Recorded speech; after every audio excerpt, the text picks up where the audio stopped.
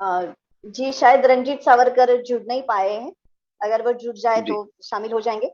आपने कहा कि देश का चित्र तो बदल रहा है, लेकिन अभी जो हाल है देश का, जो दंगे हो रहे हैं, जैसे सीएए के खिलाफ आंदोलन चला, किसान आंदोलन चला, तो क्या लगता है आपको? मुझे ऐसा लगता है कि सावरकर जी के विचार ही हमें बचा पाएंगे। क्या लगता है? देखिए देखिए, मैं एक बात साफ कर दूं कि आप हमेशा ध्यान रखिए कि जब आप बदलते हैं तो जितने भी छुपे हुए गद्दार इस देश में हैं, जो व्यवस्था में थे, जो सत्ताओं में थे, जो पार्लियामेंट में थे, जो आर्टिस्ट थे, जो राइटर थे, जो एकेडमिया में थे, जो विश्वविद्यालय में थे, जब तक आप कोई बड़ा विचार नहीं रखते वो खामोश रहते हैं। जैसे जैसे इस भारतीय राजनीति में बदलाव आ रहा है, भारत के अंदर 90 से 100 करोड़ सनातनी हिंदू अपने हिंदू होने पे शर्माता नहीं है, अपने लोगों पे नहीं शर्मा रहा है, अपनी बात को बेझिझक तर्कों और तथ्यों के साथ रख रहा है। यही शायद एक बहुत बड़ा वर्ग 30-40 करोड़ जो इस देश में मुसलमान रहते हैं, जिनके बाप दादाओं ने 2 वक्त के जक़ात दे करके, 2 वक्त का जजिया दे करके, 2 किलो चावल के लिए अपना धर्म छोड़ के एक जिहादी मानसिकता का मजहब इख्तियार किया। आज वो तमाम सारी ताकतें इसलिए परेशान हैं कि वो दिल्ली में कौन आया इससे चिंतित नहीं है। उनको ये लग रहा है कि भारत के तमाम 100 करोड़ सनातनी हिंदू अपनी मूल पहचान की तरफ लौट रहे हैं। उनके अंदर एक, जिसे कहना चाहिए कि सम्मान का बोध पैदा हो रहा है। वो एहसास कमतरी यानी इंफिनिटी कॉम्प्लेक्स से बाहर निकल रहे हैं। जिस झूठे इतिहास को मक्कार प्रोफेसर इरफान हबीब और रोमिला थापर जैसे झूठे मक्कार लोगों ने पढ़ाया था, आज उससे वो लोग बाहर आ रहे हैं। ये जो चेतना पैदा हो रही है, उस चेतना का ही नतीजा है कि ये मक्कार मुसलमान, गद्दार मुसलमान जो इस देश में बहुत बड़ी तादाद में है, वो ये इस बात की कोशिश कर रहे हैं कि तमाम सारे हिंदू वो उसी नींद में सोए रहे, उसी उसी उसी अफीम को खाकर सोए रहे जिसमें वो हिंदू मुस्लिम भाई भाई सारे धर्म बराबर हैं, मजहब नहीं सिखाता आपस, ये झूठे स्लोगन और नारों में वो खोए रहे। तब तक इस देश में शांति रहेगी। लिहाजा मैं ये मानता हूं कि वो ताकतें अपने इस बदलाव को जो भारत राष्ट्र के अंदर हो रहा है, जिसमें उन्हें अपनी स्पेस कम लगती है, जिन्हें लगता है कि अगर ये जान गए तो ये झूठ मक्कारी दंगा फसाद मार काट, ये जो फतवे देने का राजनीति है वो बंद होगी। लिहाजा वो ताकतें पूरी कोशिश करेंगी कि वो आपको झुकाएं, वो आपको डराएं। और यही वक्त है जब 90 से 100 करोड़ हिंदुओं को किसी से नहीं डरना है, किसी से घबराना नहीं है, लेकिन अपनी बातों को भाषा की मर्यादा में तथ्य और तर्कों के साथ रखना है, किसी को कितनी भी बुरी लगे। ये वो देश है जहां हर आदमी को गांधी पे बोलने की भी इजाजत है, ये वो देश है जहां सीता पे भी बोलने की इजाजत है। तो फिर तुम्हारी किताब क्या कहती है उसमें हमें कोई इंटरेस्ट नहीं है। अगर वो किताब हमारे देश के लिए खतरनाक है तो उस किताब पे भी सवाल उठेगा और उस किताब को मानने वालों पे भी सवाल उठेगा। और अगर कोई ये कहेगा कि संविधान से ऊपर वो किताब है, तो फिर आपका भारत में एक दिन भी और एक मिनट भी हम आपको बर्दाश्त नहीं करेंगे। ये बदलाव है। इसलिए सीए और या किसान आंदोलन या ये देश भर में जो आप देख रही हैं, ये बंगाल में जो हो रहा है, ये जिस तरीके से महाराष्ट्र में हो रहा है, ये उन्हीं ताकतों की आखिरी कोशिश है।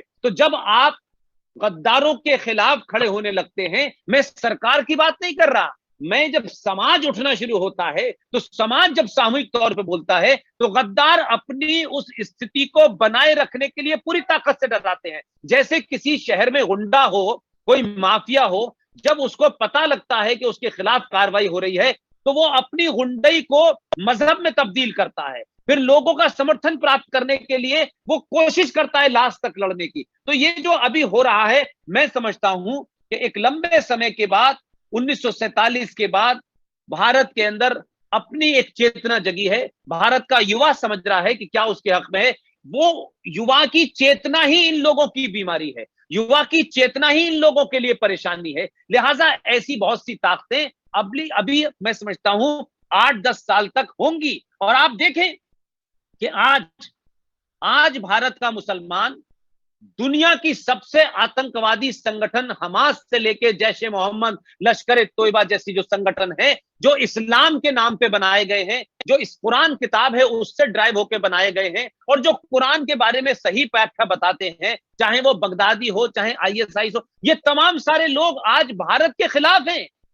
लेकिन भारत में रहते हुए इनकी आस्थाएं फलस्तीन के साथ हैं, तुर्की के साथ हैं, पाकिस्तान के साथ हैं। बट सवाल यह होता है कि इनकी अम्मी जान जो है वो तो नरेंद्र मोदी के दिए हुए 2 रुपए किलो चावल लेने की लाइन में खड़ी हुई है, और बेटा जो है वो जो इजराइल के खिलाफ बकवास करता घूम रहा है। तो ये जो दुनिया भर में टेलीविजन पे जो आके बोल रहे हैं, इनसे पूछो भाई मेरे कि अगर फलस्तीन के लिए तुम्हारी जान जारी, जाते क्यों नहीं यहाँ पे? लेकिन भारत देश की विदेश नीति कैसे होगी, भारत को किसका समर्थन करना है, किसका समर्थन नहीं करना, ये भारत की बहुसंख्यक आबादी और भारत की सरकार तय करेगी। आप अगर आपको कोई तकलीफ है तो अपने घर पे खड़े होकर के छत से कूद जाए प्रोटेस्ट में, लेकिन भारत के अंदर अगर किसी ने एक कंकड़ भी फेंका, इजराइल के खिलाफ किसी ने बेबूदा हरकत भी की, तो उस कंकड़ का जवाब भारत की सरकार को पूरी ताकत के साथ देना चाहिए। इस देश को कोई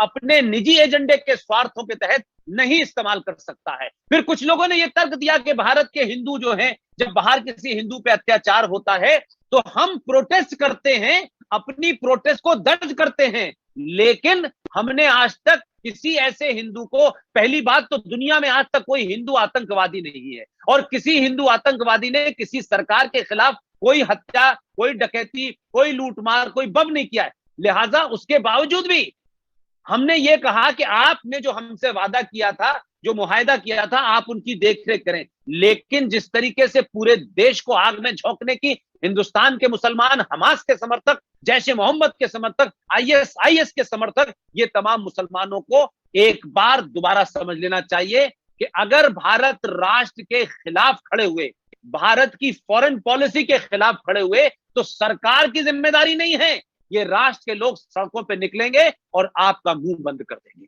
इसलिए सीए के ऊपर या किसान आंदोलन या इस तरीके की घटनाएं या ये कोविड जो हो रहा है, अब पूरे देश का, वो तमाम सारे लोग ये सब जानते हैं, पूरी दुनिया कह रही है कि कोविड को किस तरीके से एक बायोलॉजिकल युद्ध के तहत इस्तेमाल किया जा रहा है। लेकिन इसके बावजूद भी अब ये तो ऐसे बेहया और बेगैरत लोग हैं कि जब कोरोना से किसी एक हिंदू पत्रकार की डेथ हो गई तो ये तो बोले ये अल्लाह ने भेजा है, लेकिन अलीगढ़ मुस्लिम यूनिवर्सिटी में 20-25 प्रोफेसर मर गए तो अब मुंह चुप्पी, यानी ये मौत के अंदर भी मजहब तलाशते हैं।